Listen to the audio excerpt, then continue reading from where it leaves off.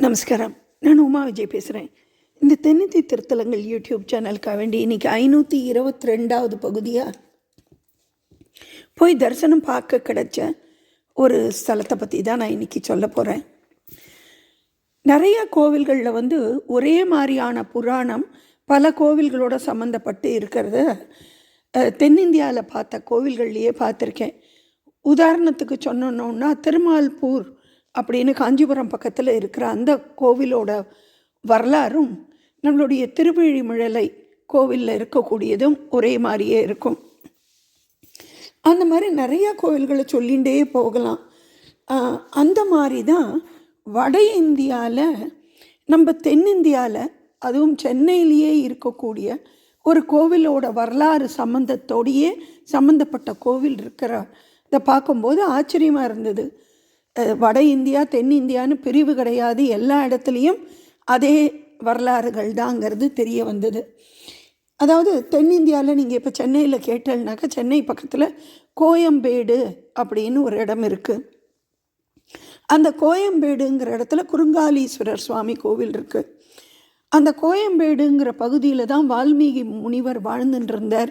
அவரோட ஆசிரமத்தில் தான் சீதாதேவி இருந்து லவகுசன் 2 பேரோடைய இருந்து அங்கே லவகுசர்கள் வணங்கின கோவில் ஒரு ஈசன் கோவில். அது காலப்போக்கில் மண்ணோட மண்ணாக அழிஞ்சு போயிடுத்து.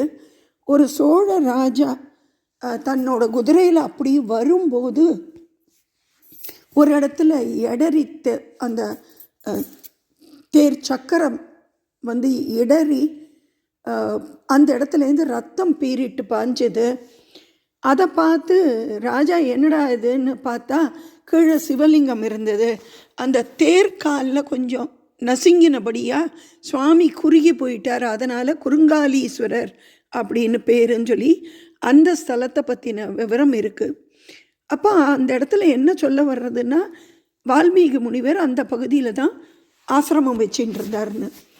இன்றைக்கி வட இந்தியாவில் வால்மீகி ஆசிரமம் வச்சுட்டு இருந்து லவகுச்சர்களை சீதாதேவி அங்கே தான் பெற்றெடுத்தாங்கிறது வரலாறாக சொல்லக்கூடிய இடத்துக்கு தான் நம்ம போகிறோம்.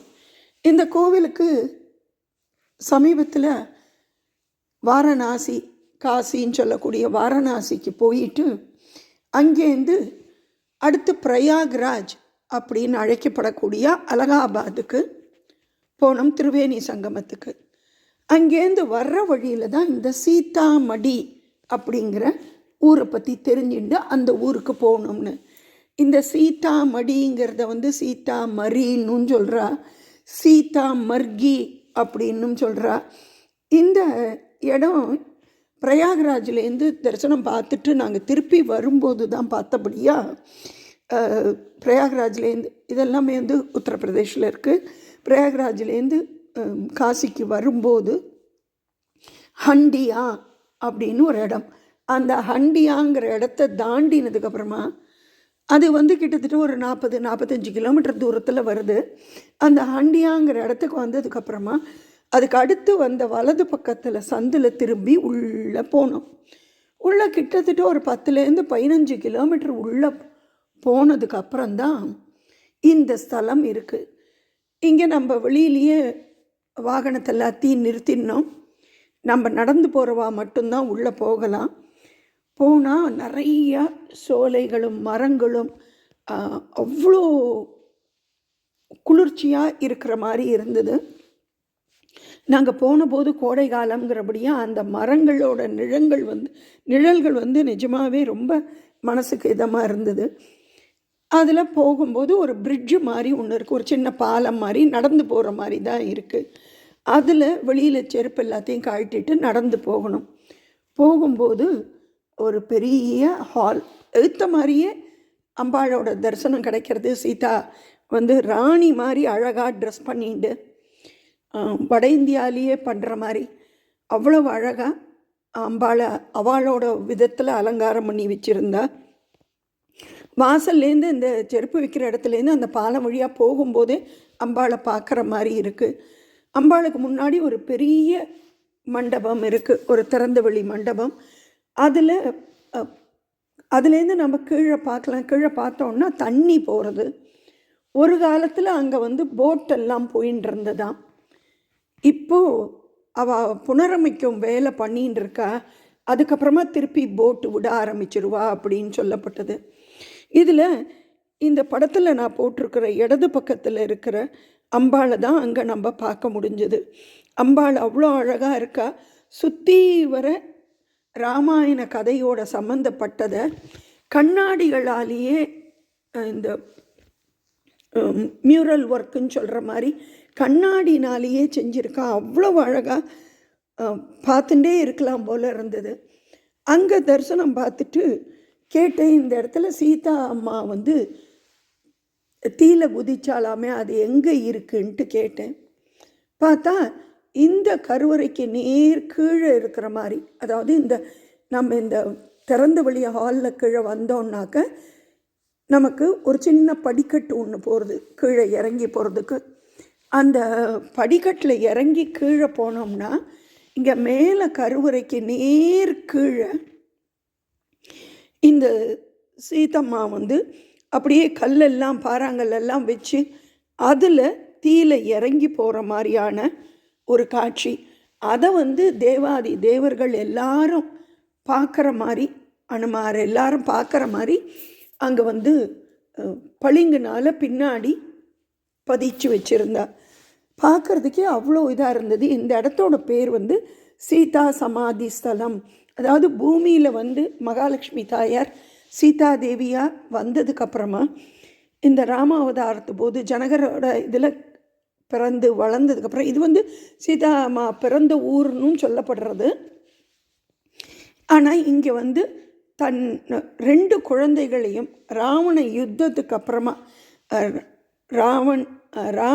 ராவணன் யுத்தத்துக்கு அப்புறமா லங்கையிலேருந்து திரும்பி வந்த உடனே இந்த இடத்துல ஒரே வனாந்திரமாக, இப்போவும் பாதி காடு மாதிரி தான் இருக்க. காடாக இல்லை, அழகாக இருக்குது, செழுமையாக இருக்குது. அந்த இடம் முன்னாடி அப்படியே வனமாகவே இருந்ததாம். அந்த வனத்தில்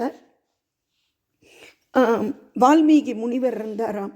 அவர்கிட்ட ராமர் விட்டுட்டு போக அந்த இடத்துல தான் லவகுசர்கள் பிறந்திருக்கா. அதுக்கப்புறமா இந்த அஸ்வமேத யாகம் பண்ணணும்னு சொல்லிட்டு குதிரையை வச்சபோது லவகுசர்கள்கிட்ட இந்த குதிரை இங்கே வந்து குதிரையை அவள் பிடுங்கி வச்சுட்டாளாம். குழந்தை பிடுங்கி வால்மீகி முனிவரோட ஆசிரம் கிட்ட வரும்போது அதை எடுத்து தான் கட்டி போட்டுட்டாளாம். அதை கேட்டுண்டு வந்த ராமர்கிட்ட சீதா வந்து இது நம்மளோட குழந்தைகள் தான் சொல்லி கொடுத்துட்டு இந்த தீயில இறங்கி தன்னோட இந்த பூலோகத்தில் இருக்கக்கூடிய அந்த உயிருக்கு பூமியிலேயே அப்படியே சமாதியான ஸ்தலம் இதுதான் அப்படின்ட்டு. இங்கே இருக்கிற அந்த நெருப்பில் விழற சீதாதேவியோட உயரம் வந்து பளிங்கினால அவ்வளோ பெருசாக இருக்குது. அதில் அந்த தலையெல்லாம் கலைஞ்சி அந்த கேசங்கள் கலைஞ்சி அந்த ஆடைகளும் வந்து மேலே பார்த்ததுக்கு மகாராணி மாதிரி இருந்த இங்கே வந்து ஒரு துக்கமாக இருந்தால், ஒரு சோகத்தோடு இருந்தால் எப்படி இருக்கும் அந்த மாதிரி எல்லாத்தையுமே தத்ரூபமாக காமிச்ச விதத்தில் இந்த சிலையை வந்து வடிவமைச்சிருக்கா.